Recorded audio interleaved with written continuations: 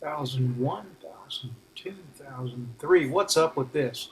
Well, if you dip that rod once every second and move the torch about 1/8 of an inch once every second, you're going to get evenly spaced ripples, and that's what they call the stack of dimes look. Hey, this is Jody with weldingtipsandtricks.com. I have a little aluminum project going on today to illustrate what is up with all the different shapes and sizes and lengths of TIG cups. Someone asked me, "What's up with it? Why are there so many different sizes? What's the need for all that?" Well, we're going to talk about that a little bit today, and I've got a little mock-up aluminum project here that'll help us illustrate it. TIG cups come in all different shapes and sizes. The ones you see here are all for the small size TIG torch, the air-cooled 9 and the water-cooled 20 and 25. But they come in all different sizes for the big torches too. I'm going to put together this little aluminum project here, and it'll help us, understand why so many different shapes, lengths, sizes, diameters, and all that.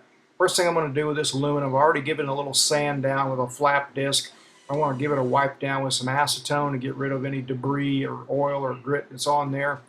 And I'm going to hold it down on a little portable welding table here with a couple little third hand tools that I've put a little aluminum bronze. They're steel tools, but I put a little aluminum bronze filler metal on the tips so that they get a good ground and they won't arc off and pit anything that I'm welding when it transfers the ground there.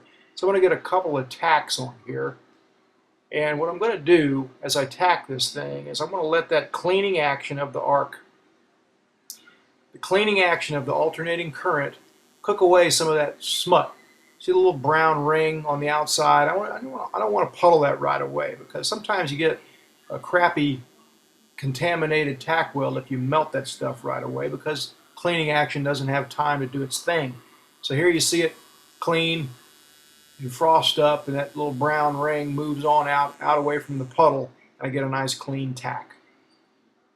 That's just kind of good practice. It's not 100% imperative for every kind of job, but it is good practice if you want that tack to be clean. Just sneak up on them a little bit and let the cleaning action do its thing before you start melting and adding filler metal. That frosty area all around the tack weld, that's where the cleaning action of the reverse polarity part of the AC did its thing, breaking up the aluminum oxide.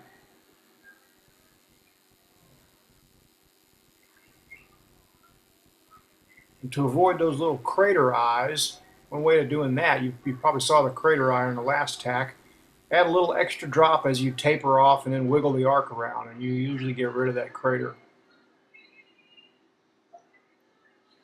Now, my go-to TIG cup for jobs like this is usually a number 7 gas lens like this. I like small torches a lot better than big ones. I know a lot of people have only used big ones out in the field and everything, but when you're in a shop, small is usually better. With this 7 gas lens torch, I can get it pretty much anything on here. I'm taking some dry runs here and just seeing how it works and all that. Everything on here I can get at with that 7 gas lens, except for the type 45 angle here. And you can see my tungsten isn't quite extended out far enough to get down into the root of that joint.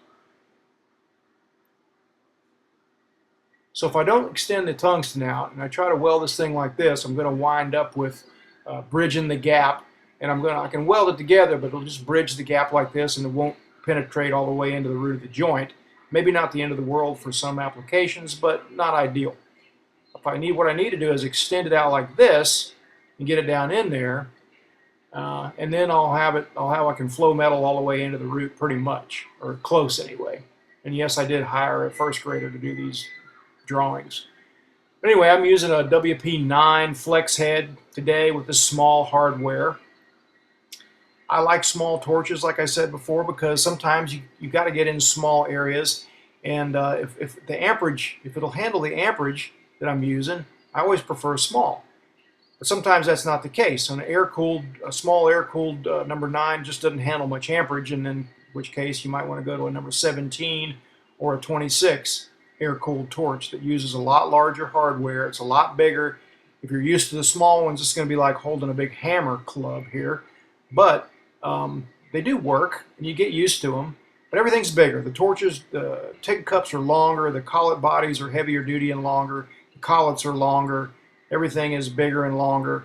And then look at side by side here, the number 9 air-cooled is on the left there, and then the larger 17 collet body is on the right. So again, I'm using the small style, number 9 air-cooled, and here's a couple of cups that go with that style. Here's a really long snout cup, about a number 3. They're numbered by 1/16 of an inch on the ID, so a number 3 is 3/16 on the ID. There's a standard size, a standard style with alongside a gas lens, and this long snout here uses just a standard style collet body. And I can get it all the way in there and hardly extend the electrode at all. But what about this? And just a number 4 short one. Would that work? It might. I can also get it in there without extending the electrode very far at all. I can probably do the joint with that, no problem. But what I'd rather do is not have to change cups, which is why I like to use a gas lens number 7. Here's a number 5 gas lens, but it doesn't seem to help much because the overall OD of the gas lens is still about the same, so I still got to extend it out. So here again, number 7, I just extended it out. It'll work. I know from experience it'll work because I can push gas out pretty far with that gas lens number 7, and I know that that's not too far to extend that electrode out and still get shielding. But there are always other options for all kinds of other applications, other gas lens options, as well as options to use with the standard style collet body that doesn't have a gas lens screen on it. It just has argon diffuser holes that come out the side that don't quite provide as good a blanket of gas as a gas lens does. So again, this is my go-to cup. About 90% of everything you'll ever do, you can use this number 7 gas lens on with a small style torch, because you can extend the electrode out pretty far and accomplish the same thing as you can if you by putting smaller diameter TIG cups on. Which is not to say they're not useful, because sometimes I'm running out of gas. I'll put a small diameter TIG cup on, a number 4 or 5, for an application that doesn't require that much shielding, just to save gas, because I can turn the gas flow down to 8 or 10 that way. So the first bead, no problem, went in pretty well with that number 7 gas lens. And then the second one, here's the second one. I'm warming it up a little bit, letting that cleaning action work again. And again, just trying to about once a second move the torch 1/8 of an inch and dip rod.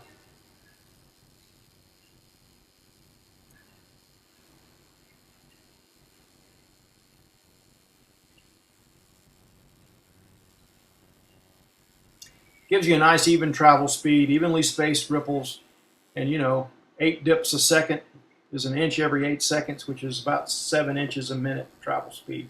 Not very fast.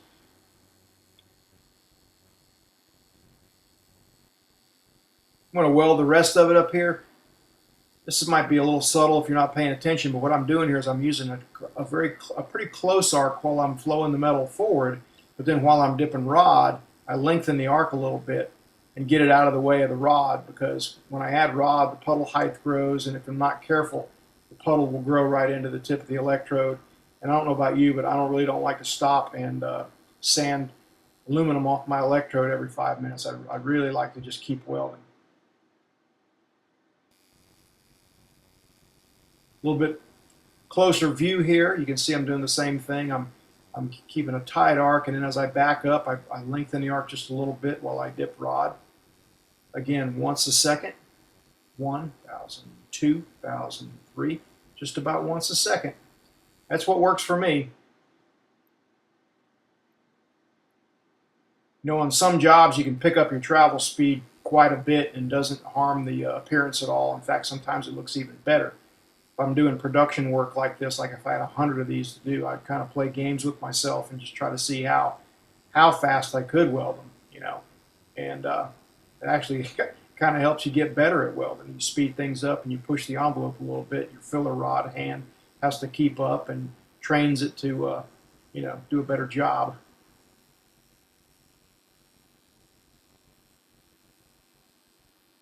I'm using about 15 CFH. with this number 7 gas lens. Now here's the hard joint where I have to extend the electrode.